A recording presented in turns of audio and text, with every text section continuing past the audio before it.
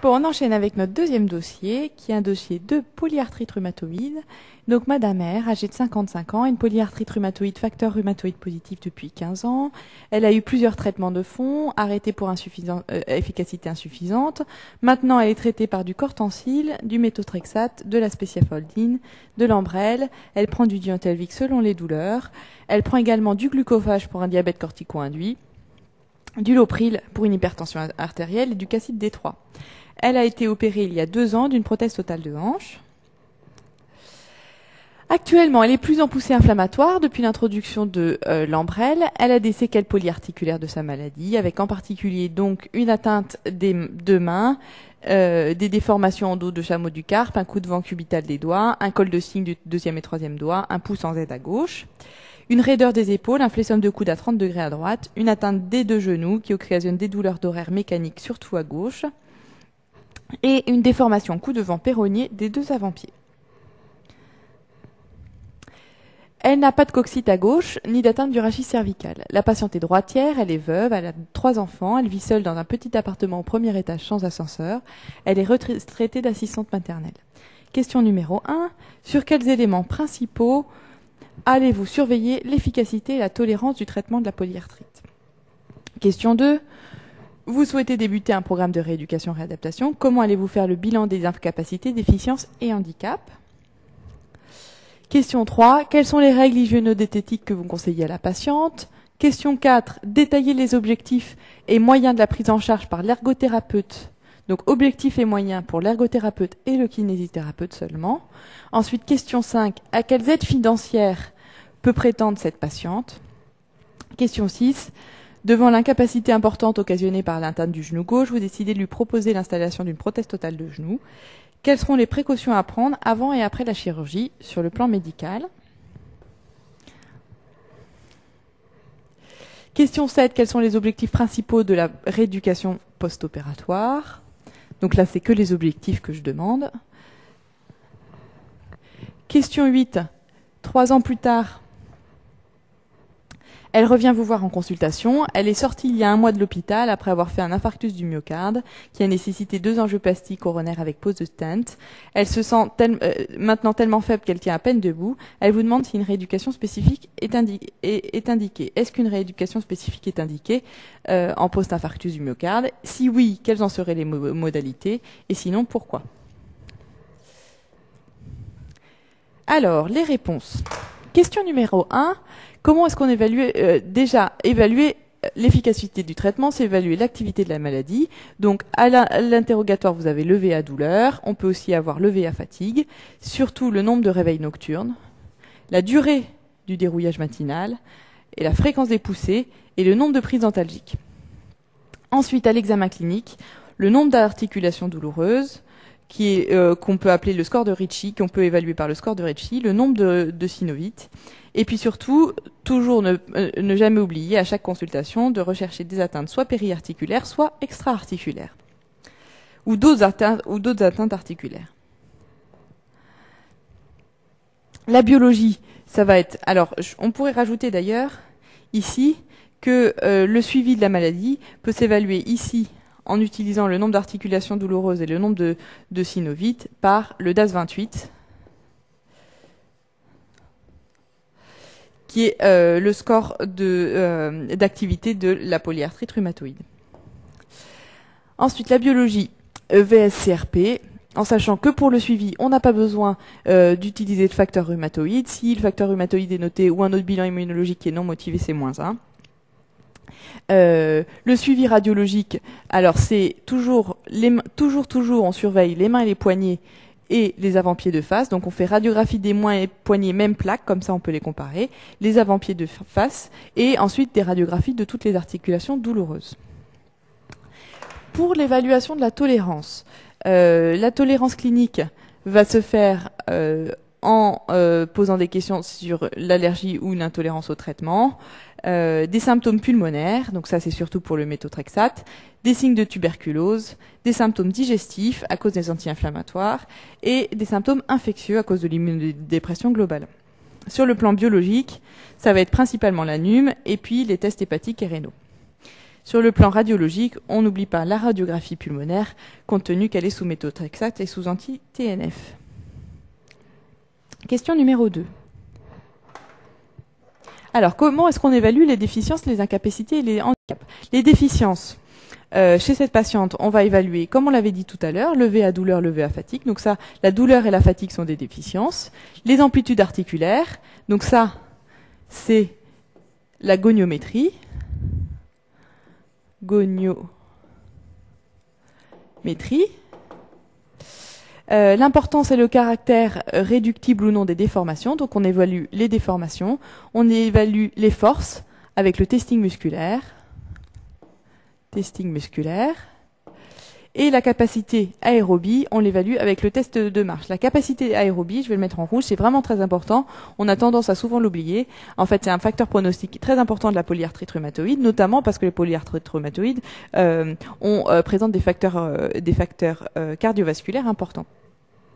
Et puis, le déconditionnement à l'effort participe au handicap, incapacité et déficience ressentis par les patients. Donc la capacité aérobie, c'est très importante à évaluer, donc le test de marche, c'est un bon test.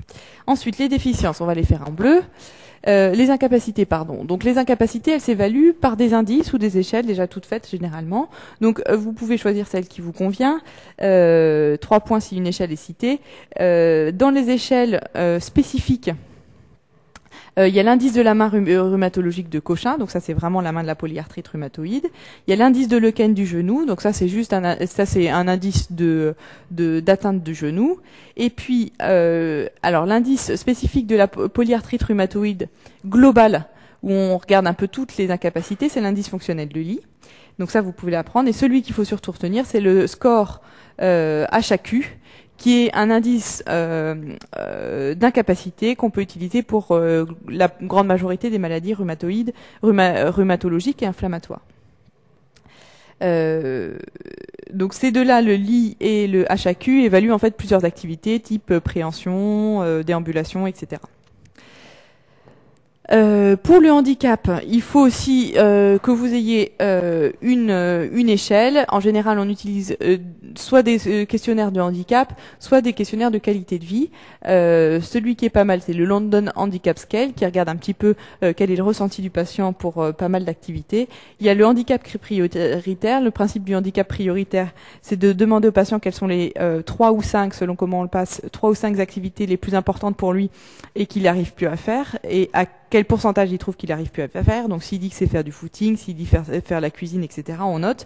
Et comme ça permet de suivre, de faire un suivi, en fait, le handicap prioritaire. Donc ça, il est pas mal à retenir, mais je vous conseille de tenir London Handicap Scale, par exemple, et ne pas oublier, quand on évalue le handicap, ce qui est surtout intéressant d'évaluer, c'est le bilan social et environnemental.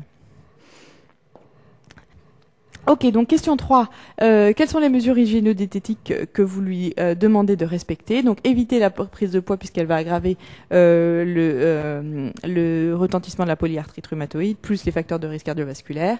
Le calcium pour l'ostéoporose. Le régime pauvre en sel à cause de l'hypertension artérielle. Et à cause du diabète et des corticoïdes, il va falloir faire un régime pauvre en sucre, d'indice glycémique élevé, et pauvre en lipides, graisse et cholestérol. Excusez-moi, là, ça, on n'en a pas besoin. Voilà. Ensuite, les soins cutanés fréquents pour éviter toute surinfection cutanée, ça fait partie des règles hygiéno-diététiques qu'il faut qu'ils respectent. Et puis surtout, ça c'est le plus important, activité sportive régulière, comme je vous l'ai dit, la capacité aérobie est très importante dans les polyarthrites rhumatoïdes. Et donc il faut que les gens maintiennent une activité sportive régulière. Ce n'est pas vrai que c'est contre-indiqué pendant les poussées, c'est juste difficile, mais ça n'aggrave pas les poussées. C'est pas vrai non plus que ça favorise les poussées de faire de l'activité physique ou des mobilisations articulaires. Ça c'est ce qu'on pensait avant, mais en fait on peut en faire. Donc l'activité sportive régulière est vraiment très importante. Alors ensuite question 4, que vont faire l'ergothérapeute et le kinésithérapeute? L'ergothérapeute, c'est toujours les mêmes fonctions qu'il a, donc ensuite on les décline selon la pathologie. Ici, c'est une polyarthrite rhumatoïde, donc ce qui est surtout le plus important dans le travail de l'ergothérapeute dans la polyarthrite rhumatoïde, c'est l'éducation gestuelle, l'économie articulaire, c'est-à-dire apprendre à économiser ses articulations, notamment les mains.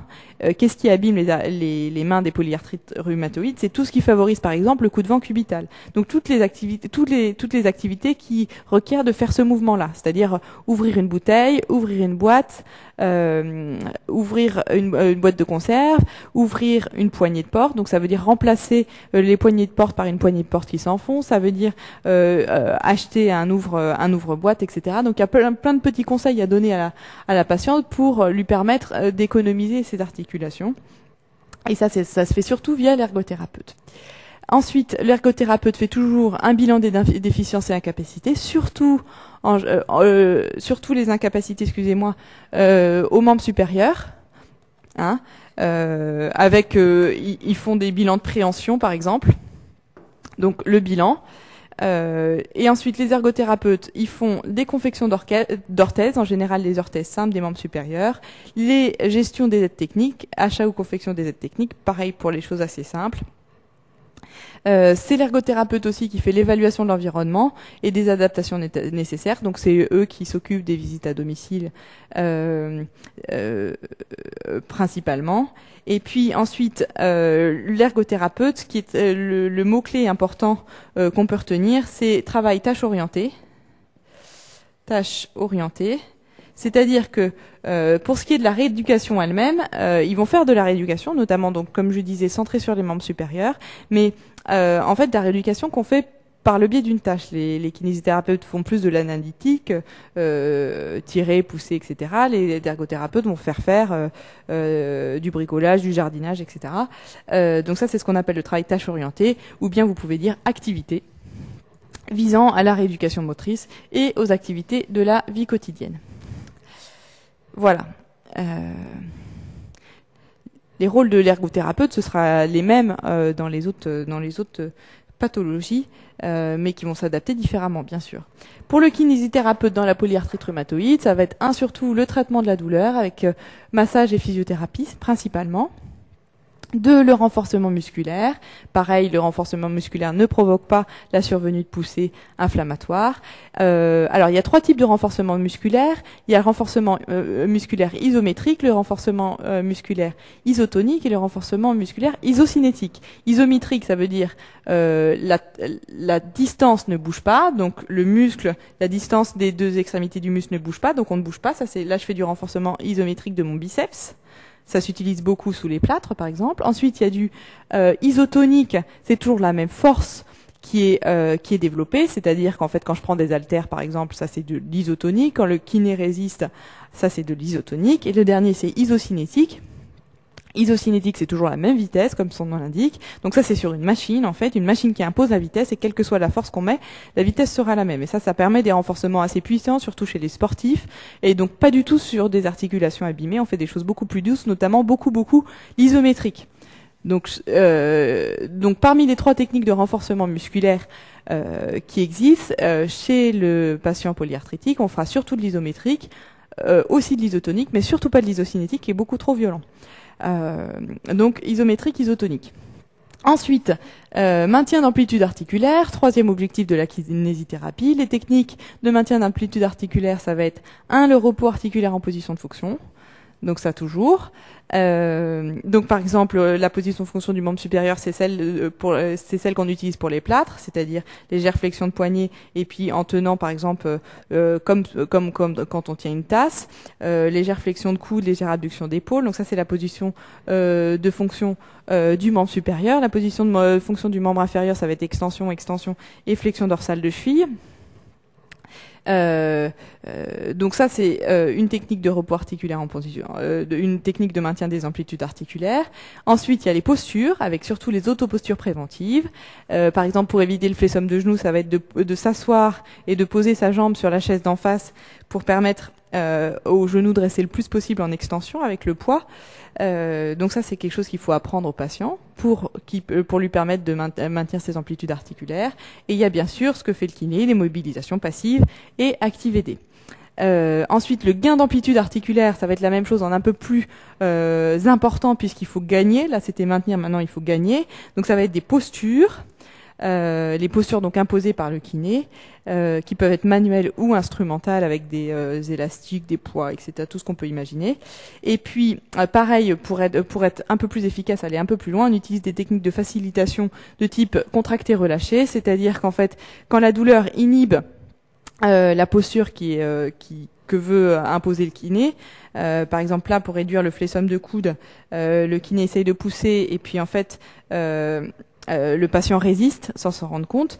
On lui demande de contracter très fort et puis de relâcher. Et au moment où il relâche, il y a une phase d'inhibition qui fait que il peut pas résister en fait à la poussée du kiné et du coup le kiné va gagner quelques degrés. Donc ça c'est une technique de facilitation, c'est la plus classique, la seule qu'il faut connaître, contracter, relâcher, qui est très classique. Étirement musculaire, auto-étirement, d'accord, mobilisation passive encore pour le gain d'amplitude articulaire. Ensuite, toujours est très important, on revient dessus, le travail aérobie ou réentraînement à l'effort. Donc ça se fait, c'est du travail global, ça se fait, ça peut se faire sur bicyclette, sur rameur, sur tapis roulant, c'est divers et varié. En fait, on choisit évidemment celui qui est le plus adapté au patient.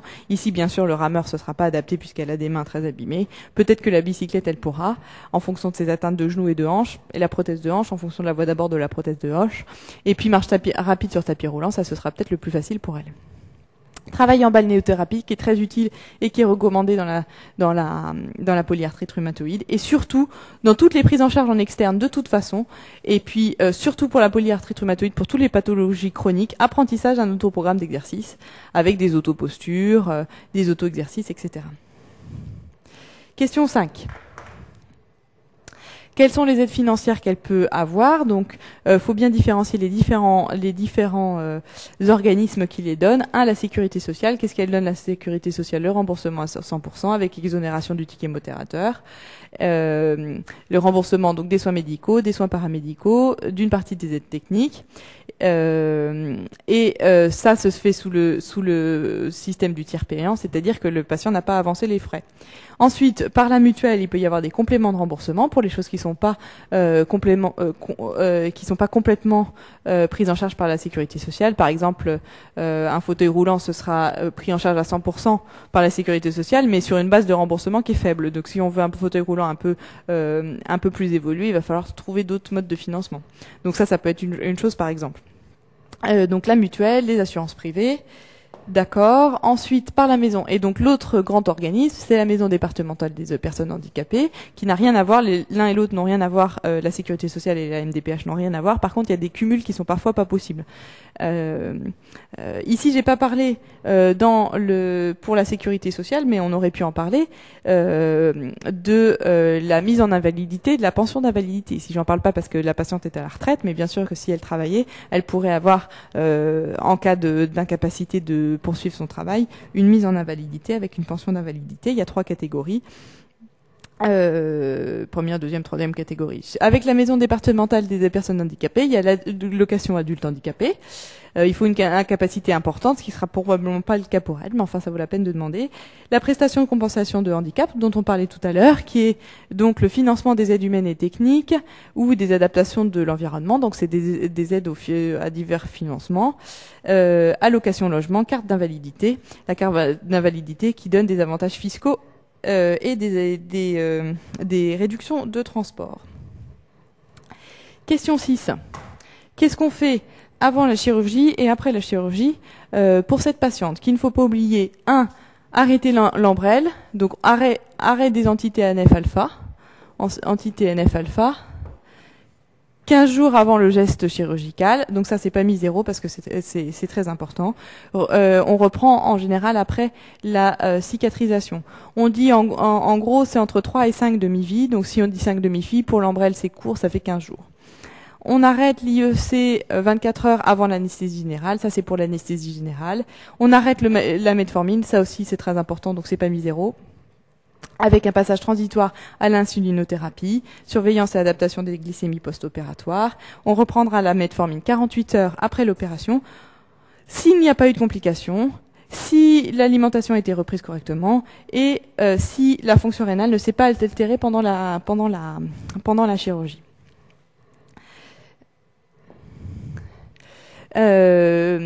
Ensuite, ne pas oublier, puisqu'elle est sous corticoïde à petite dose, qu'elle a probablement une insuffisance surrénalienne cortico-induite.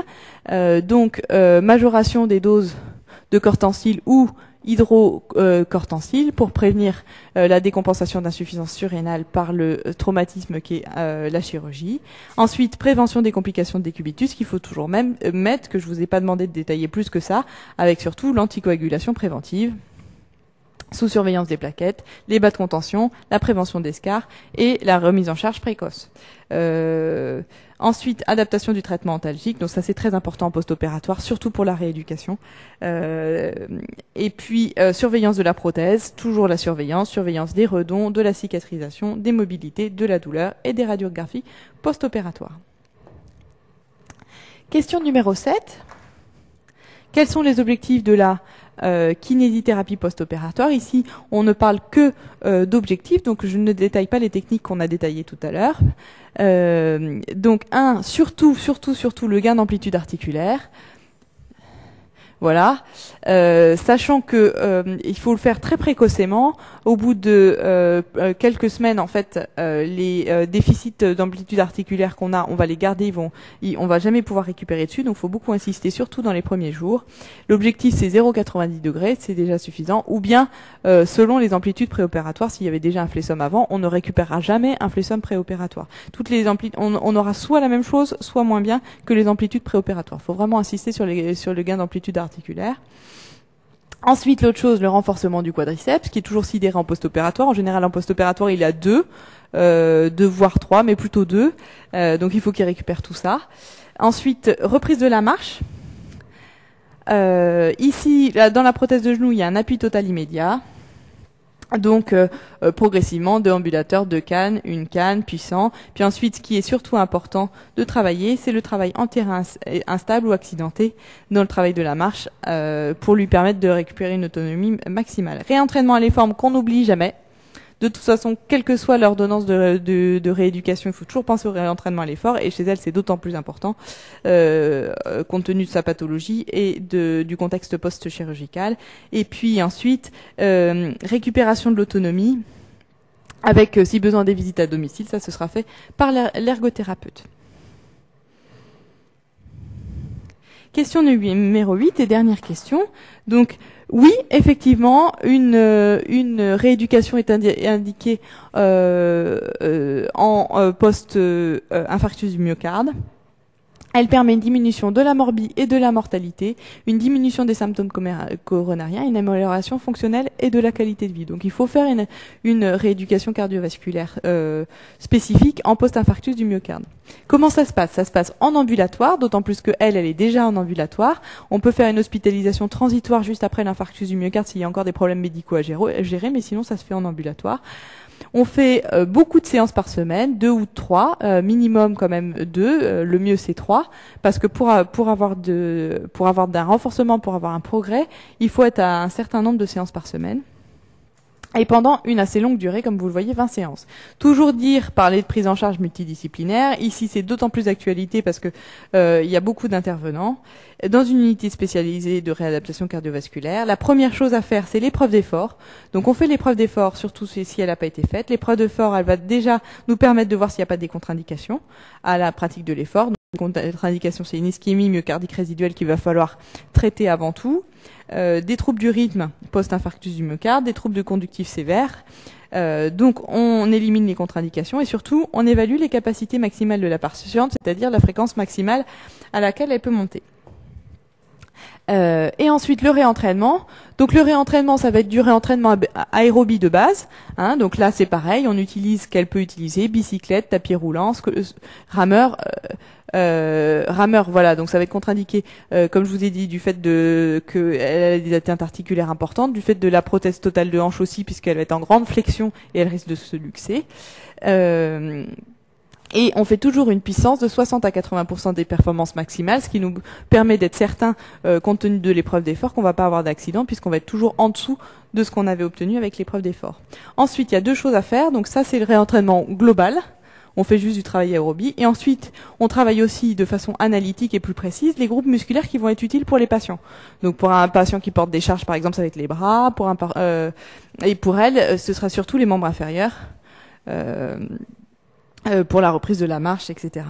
Donc certains groupes musculaires, ça faut retenir. Ensuite, il y a tous les autres intervenants, donc psychologiques, diététiques, prise en charge des facteurs de risque cardiovasculaire. Donc ça, c'est aussi ce qui est très très important dans le programme de rééducation, réadaptation post-infarctus du myocarde, avec une adaptation du traitement médicamenteux qu'on va faire du coup pendant cette période, et surtout un travail sur l'observance du traitement, donc un travail éducatif, un travail d'adaptation médicamenteuse, puisque pour que le traitement soit plus confortable à prendre et pour que l'observance soit meilleure. Alors, les notions importantes à retenir là-dedans, j'ai mis l'APR+++, parce qu'en fait, il y a plusieurs conférences de consensus qui sont sorties en 2007, il y en a 3 exactement, des conférences de consensus. Il y a des conférences de consensus, c'est la Haute Autorité de Santé qui les a sorties, notamment sur la prise en charge médico-sociale, tout ce qui est rééducatif, tout ce dont on vient de parler en fait, tout ce qui est rééducatif, éducation, etc., de l'APR, sur le diagnostic et sur les médicaments de la prise en charge. Donc ça vient de sortir, je pense que c'est intéressant, d'autant plus que l'APR, c'est une maladie qui permet de faire des dossiers très bien transversaux, de poser à peu près toutes les questions possibles imaginables. Donc, je pense que c'est quand même rentable de bien connaître la polyarthrite rhumatoïde. Ce qu'il faut savoir, c'est que il faut connaître une échelle d'incapacité par pathologie importante, c'est-à-dire polyarthrite rhumatoïde, sclérose en plaques, AVC, spondylarthrite ankylosante, toutes les grosses maladies chroniques qui donnent des invalidités. Il faut connaître il faut que vous sachiez citer une échelle. Donc vous la choisissez, une échelle d'incapacité. Il faudrait en connaître une spécifique. Et donc ça c'est le LI par exemple pour la polyarthrite rhumatoïde, et une générique. Donc celle-là vous pourrez l'adapter à tous. Ce que je vous propose qui sont par exemple c'est le HAQ, donc qu'on a vu tout à l'heure, Health Assessment Questionnaire. Donc ça c'est pour toutes les pathologies rhumato. Ensuite il y a la MIF, mesure d'indépendance fonctionnelle, c'est plutôt pour les pathologies neurologiques. Et l'AGIR qu'on utilise chez les personnes âgées, qui est pas une super échelle pour l'évaluation des incapacités, mais qu'on utilise donc pour l'évaluation de l'APA, et qui est intéressante à connaître. Donc comme ça, vous connaître une échelle pour chaque pathologie. Donc comme ça, ensuite, vous connaissez les échelles d'incapacité. Ensuite, il faut que vous connaissiez des échelles de déficience, mais les échelles de déficience, ne sont pas difficiles à deviner, puisque pour la douleur, ce sera le VA douleur, pour les amplitudes articulaires, ce sera la goniométrie, pour la fatigue, ce sera le VA fatigue, pour le déficit moteur, ce sera le testing moteur. Donc ça, ce sera beaucoup plus facile de trouver d'imaginer entre guillemets des échelles de déficience que des échelles d'incapacité. Les échelles d'incapacité, il faut les apprendre.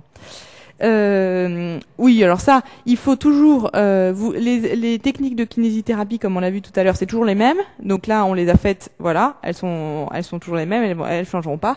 Par contre, savoir les adapter en fonction de la pathologie que vous avez. Par exemple, si vous mettez isocinétisme pour une polyarthrite rhumatoïde, ça montre que vous avez rien compris. Donc voilà, faire attention à bien adapter les techniques de kiné. Et là, les PAMI 0 qui était important, donc c'est surtout ne pas oublier d'arrêter les médicaments qu'il faut avant la chirurgie.